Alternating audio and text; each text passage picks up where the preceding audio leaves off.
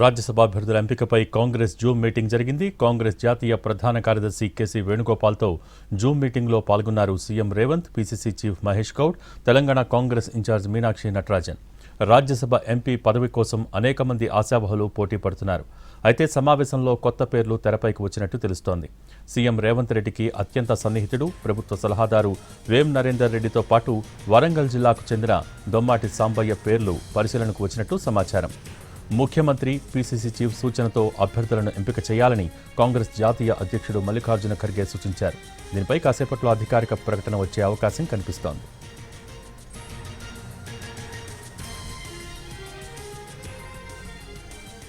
రాజ్యసభ అభ్యర్థుల ఎంపికపై Congress Zoom meeting జరిగింది. కాంగ్రెస్ జాతీయ ప్రధాన కార్యదర్శి కేసీ వేణుగోపాల్తో జూమ్ మీటింగ్లో పాల్గొన్నారు CM Revanth, PCC chief Mahesh Goud, Telangana Congress incharge Meenakshi Natarajan. దీనికి సంబంధించి మోర్ అప్డేట్స్ మా ప్రతినిధి చారి అందిస్తారు. చారి, ఈ రాజ్యసభ అభ్యర్థి ఎంపికకు సంబంధించినటువంటి విషయంలో అధిష్టానం ముఖ్య కసరత్తు కొలిక్కి వచ్చినట్టు చెప్పచ్చు. కొద్దిసేపు క్రితమే అధిష్టానానికి సంబంధించినటువంటి ముఖ్య నాయకులతో CM Revanth Reddy, PCC chief Mahesh Goud, incharge Meenakshi Natarajan Zoom సమావేశంలో ప్రధానంగా ఉదయం నుంచి వచ్చినటువంటి పేర్లతో పాటుగా కొత్త పేరు వరంగల్ జిల్లాకు సంబంధించినటువంటి దొమ్మాట సాంబయ్య పేరు కూడా ఈ జూమ్ సమావేశంలో ప్రధానంగా చర్చకు వచ్చినట్టు తెలుస్తుంది.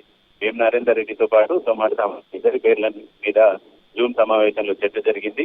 సాయంత్రానికల్లా అధికారిక ప్రకటన వచ్చేటువంటి అవకాశం ఉంది. అయితే మనకున్నటువంటి సమాచారం ప్రకారం ప్రభుత్వ సలహాదారుగా ఉన్నటువంటి వేం నరేందర్ రెడ్డికి దాదాపు రాజ్యసభ టికెట్ ఖరారైంది అనేటువంటి సమాచారం అయితే ఉంది.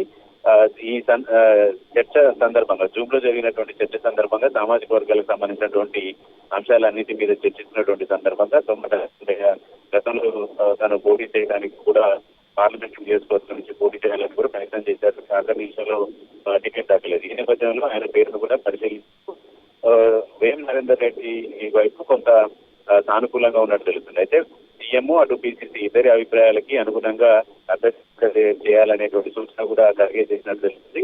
ఈ నేపథ్యంలో జూన్ సమావేశంలో కూడా ఈ పేర్ల మీద చర్చ జరిగింది. అధికారికంగా మరికొంతసేపట్లో ప్రకటన వచ్చేటువంటి అవకాశం.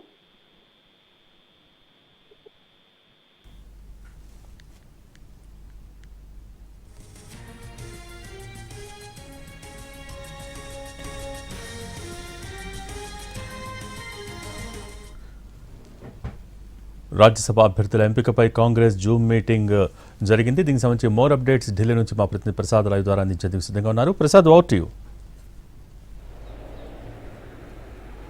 తెలంగాణ నుంచి ఇద్దరు రాజ్యసభకు ప్రాతినిధ్యం వహించేందుకు అవకాశం ఉంది. ముఖ్యంగా కాంగ్రెస్ పార్టీకే దీనిపై ఎక్కువగా అవకాశాలు ఉన్నట్టుగా తెలుస్తుంది ప్రస్తుతానికి ఉన్నటువంటి సమాచారం బట్టి. దీనిపై ఇప్పటికే సమాచారం అందుతున్న దాన్ని బట్టి అభిషేక్ సింఘి మరొకసారి రాజ్యసభకు ప్రాతినిధ్యం తెలంగాణ నుంచి వహించబోతున్నారు. ఆ మేరకు ఒకటి పూర్తిగా దాదాపు ఖాయమైపోయింది. కాకపోతే రెండవ స్థానానికి పోటీ ఉంటుందా లేదా అన్నది మాత్రం రేపు నామినేషన్లు ఆఖరి తేదీ కాబట్టి రేపు స్పష్టమయ్యే అవకాశం ఉంది. బీఆర్ఎస్ ఖచ్చితంగా పోటీకి చేసేందుకే నిర్ణయం తీసుకున్నట్టుగా తెలుస్తుంది. ముఖ్యంగా బీఆర్ఎస్ రెండో స్థానానికి పోటీ పడుతున్న తరుణంలో ఉన్నటువంటి 30 ఎమ్మెల్యేల మద్దతుతో పాటు మరొక 10 మంది ఎమ్మెల్యేల మద్దతు ఉంటేనే అభ్యర్థి గెలిచేందుకు అవకాశం ఉంది. అయితే ప్రస్తుతం బీజేపీ 8 మంది ఉన్నటువంటి ఎమ్మెల్యేలు కూడా బీఆర్ఎస్ అభ్యర్థి గనక మద్దతు ఇచ్చినట్లయితే మరొక 2 సభ్యులు కూడా ఉండాల్సిన అవకాశం ఉంది. అంటే 39 మంది ఎమ్మెల్యేలు ఉన్నటువంటి బీఆర్ఎస్ పార్టీకి 9 మంది అటు ఇటు కాకుండా కాంగ్రెస్ పార్టీలో చేరి ఇప్పుడు సందిగ్ధంలో ఉన్నారు. వారిపై ఇంకా స్పష్టంగా నిర్ణయం తీసుకోలేదు. అయితే దీనిపై ఎలాంటి విప్పు జారీ చేసేందుకు అవకాశం లేదు. కాబట్టి ముఖ్యంగా ఇప్పుడు వస్తున్నటువంటి సమాచారాన్ని బట్టి కాంగ్రెస్ పార్టీ రెండవ స్థానాన్ని కూడా కైవసం చేసుకునేందుకు పూర్తిగా రంగం సిద్ధం చేసుకుంది. రెండవ స్థానానికి పోటీ పడే అభ్యర్థి ఎవరిని ఎంపిక చేయాలన్న అంశంపైనే కాంగ్రెస్ పార్టీ అధిష్టానం ముఖ్యమంత్రితో చర్చించేందుకు ఢిల్లీ రమ్మని చెప్పింది. ఆ మేరకు ఢిల్లీకి వచ్చారు. కాంగ్రెస్ పార్టీ అధిష్టానం పిలుపు మేరకు ఆయన మరలా కేసీ వేణుగోపాల్తోనూ వీళ్ళని బట్టి ఇతరత్ర పెద్ద నేతలతో కూడా మాట్లాడేందుకు అవకాశం ఉంది. ప్రస్తుతానికి ఉన్నటువంటి సమాచారాన్ని బట్టి రెండవ స్థానానికి కాంగ్రెస్ పార్టీకి ఉన్నటువంటి 28 మంది ఎమ్మెల్యేలతో పాటు ఎంఐఎం ఎంఐఎం ఇచ్చే 7 అభ్యర్థుల మద్దతుతో 35 మంది ఎమ్మెల్యేల మద్దతు ఉంటుంది రెండో స్థానాన్ని గెలిచేందుకు. మరలా ఇంకొక 5 సభ్యుల మద్దతు ఉంటేనే రెండో స్థానాన్ని కూడా కాంగ్రెస్ పార్టీ కైవసం చేసుకునేందుకు అవకాశం ఉంది.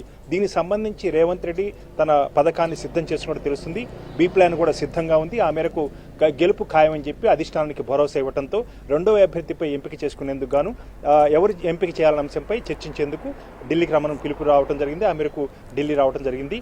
ముఖ్యంగా రెండో అభ్యర్థికి సీనియర్ నాయకుడు వి హనుమంతరావు పేరు బాగా గట్టిగా వినిపిస్తున్నప్పటికీ కూడా ఉన్నటువంటి రాజకీయ పరిస్థితుల రీత్యా వేము నరేందర్ రెడ్డికే ఎక్కువగా మొగ్గు చూపేందుకు అవకాశంగా తెలుస్తుంది. వేము నరేందర్ రెడ్డి రేవంత్ రెడ్డి సహచరుడిగా ఉన్నారు. అదేవిధంగా అంతర్గతంగా కూడా రేవంత్ రెడ్డికి చాలా సన్నిహితంగా ఉన్నారు. ముఖ్యంగా ఈ సందర్భంగా రెండవ అభ్యర్థి ఎంపికలో ముఖ్యమంత్రి అభిమతానికే అధిష్టానం కూడా మొగ్గు చూపేందుకు ఎక్కువగా అవకాశం ఉంది.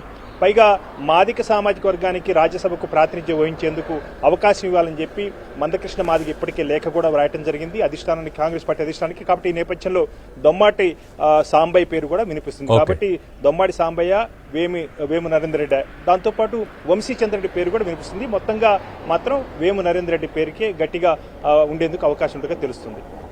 Okay, thank you Prasad.